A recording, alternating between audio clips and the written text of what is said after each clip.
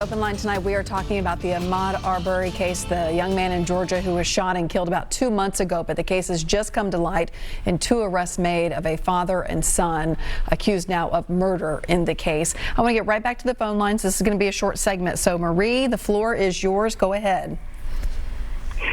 Yes, I just wanted to call in with my comments. I'm calling from Chattanooga. Sure.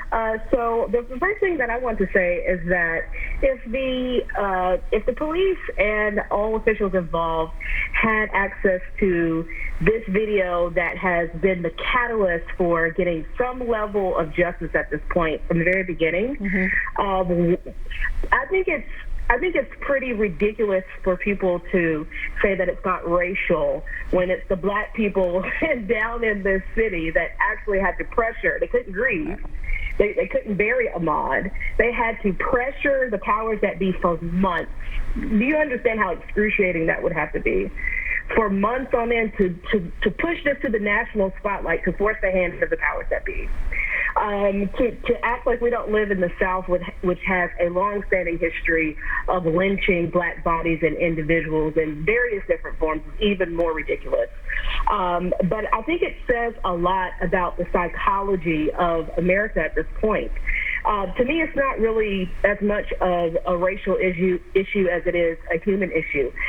Being in a family that has law enforcement in it, deadly force is something that is used as what police often call as a +1, meaning that you are escalating force with excessive force because someone has either they have struck you or they have pulled out a weapon of some sort to harm you, and then deadly force is just the absolute last option when you have utilized other options of escalating before deadly force.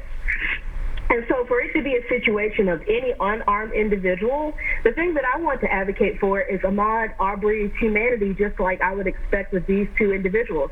They're going to go to court. They're going to have their day in court. They're going to have their say-so, and they're going to have the right to stand before a judge and jury.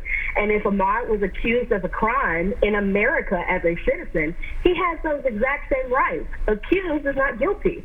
Nobody has a right to be judge, jury, and executioner on the street and hold you guilty of a crime that you haven't had your fair day in court.